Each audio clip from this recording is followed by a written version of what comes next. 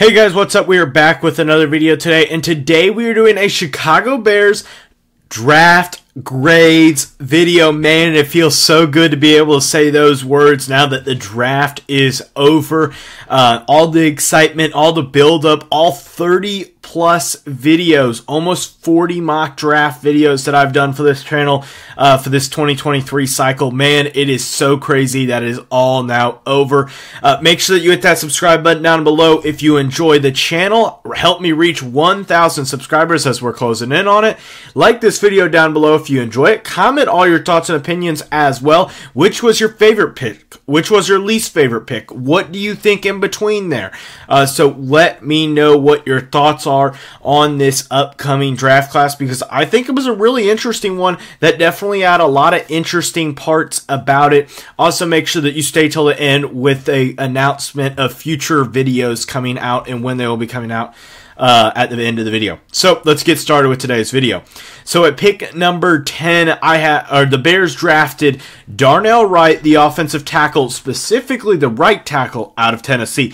So to discuss the Bears offensive line right now, as far as I see it, left tackle will be Braxton Jones. Left guard will be Tevin Jenkins. The center will probably be Cody Whitehair, is who I think, but that is the one position that I really don't know.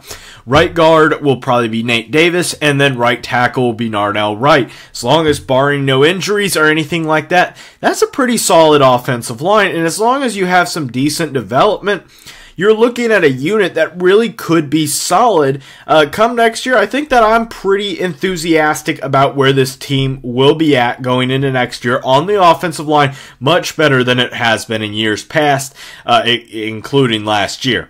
Then at pick number 53, the Bears selected Gervon Dexter, the defensive tackle out of Florida. This was an interesting pick. To be honest, I was kind of surprised that Dexter was the pick here. You still had John Michael Schmitz on the board, so you could have taken him as the center. He was the center out of Minnesota, and it would have made the offensive line, I think, a possibly elite unit, but that was not the position that they wanted to address. And to be honest, I had the hinting suspicion that Ryan Poles was not really interested in addressing that center position, and that he thought either Lucas Patrick or Cody Whitehair could lock it down, so I'm not surprised. But with Dexter, okay, so I'll combine this. In round 3 at pick 64, the top pick in that round, the Bears selected Zach Pickens. So I'm going to combine the two. So with this pick, with these two picks, you're looking at guys that are definitely upside style picks. They are not polished by any means. They are not going to be Jalen Carter. They're not going to be that high levelness of that. So I think there are some issues. Zach Pickens, defensively rushing the passer, pretty good. Run blocking, he needs to add a lot of strength, and he does get moved around on run blocking a lot. He definitely does need to do that, but I think that both of these players, you're taking a lot of risk with them. See, you're taking a lot of risk.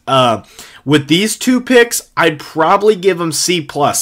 I'm not going to give them anything higher than that just because there's a lot of risk that one, if not both, don't work out. But there is the possibility that if one works out, they could be really good in a first round type of value in the late second round or early third round. So, and then my grade for the Darnell Wright pick, I forgot to say it, is an A. I do like that.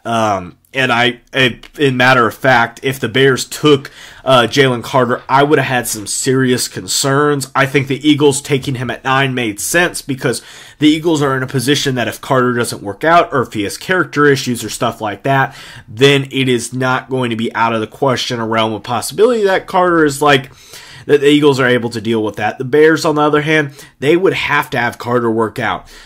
So I do agree. So C+ is for the Gervon Dexter and Zach Pickens picks, and then an A for the Darnell Wright pick.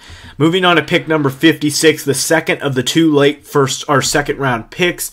The Bears select Tyrique Stevenson, the cornerback out of Miami. Really like this pick. If you have watched any of my Bears mock drafts in recent couple of days, really like Stevenson.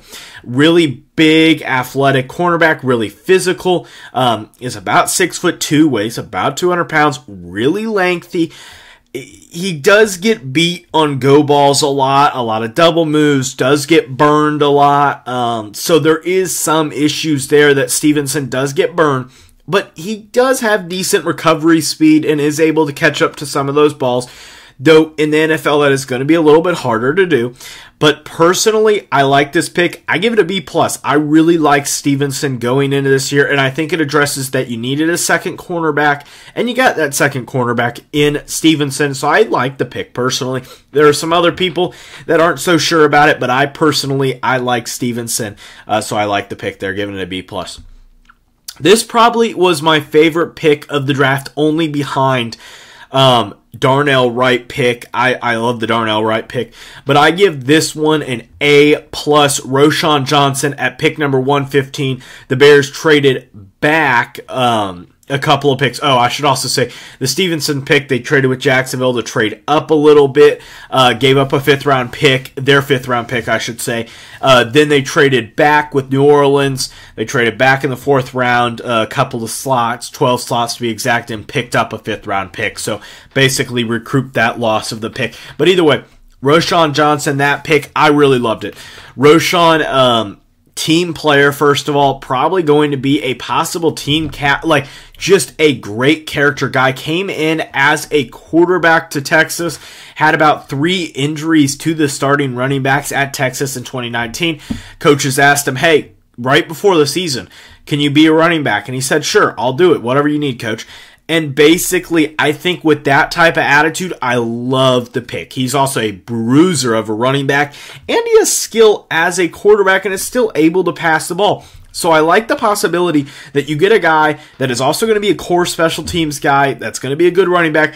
Personally, I don't like drafting running backs high, but Roschon, to be honest, I would have been fine drafting him in third round just because not only is he a good running back, he's a good special teams player, and he's a good teammate from what I hear, who's able to just, hey, can you do this for me? And he does that. So I think that I really like his character, where he's at mentally and mindset-wise. I like the Roschon Johnson pick. He is probably one of my favorite picks, A+.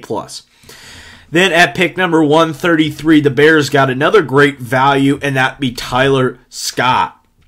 Scott was, in most people's mind, a late second round pick, and somehow he fell to pick number 133, and the Bears, well, the one thing that I could say about Scott is he is fast. He is one of the fastest players in this draft class, and really has played well throughout his time in Cincinnati. Really, really good deep ball runner. I think, to be honest, this pick more has to do with, hey, Justin Field, this is going to be the guy that when we're needing a ball and it's 1st and 10 and the Bears are at the their own 35, and we're just going to send him on a go route to get past the safeties and just chuck it up there to him if he's open. And I think that's what Tyler Scott does, is he fills that role. And to be honest, I think he may also be the replacement for Darnell Mooney if Mooney is not the type of player that Ryan Poles likes, though I would be shocked if he wasn't, but possibly a Darnell Mooney replacement. That's the only thing that I'd keep an eye on. But do like the Tyler Scott pick, A-. Then at pick number 148, the Bears selected Noah Sewell, the linebacker out of Oregon. And remember, this is the brother of Penei Sewell, the offensive tackle for the Detroit Lions. Sewell was supposed to be this all-great linebacker that was going to be a first-round pick and stuff like that, and he just didn't live up to expectations. He was on a lot of high, All-American watch list at the beginning of the season and stuff like that, and just never panned out to be as much. Though he's basically Jack Sanborn, a little bit more physical, a little bit bigger version of Jack Sanborn. He's about 6'3", 245 pounds, and cannot cannot do any sort of man coverage. Do not ask him to be a man coverage linebacker. But as a downhill running, stopping the run, he's a good linebacker. And to be honest, the Bears were one of the worst teams at stopping the run last year, and I think they were the worst per yards last year at stopping the run. You got to get some help, and Sewell does that. Yeah, obviously, you added a lot to the linebacker core, and I would have liked to maybe have seen Andre Carter taken here or something like that. I'm fine with Noah Sewell pick. I give this one a B.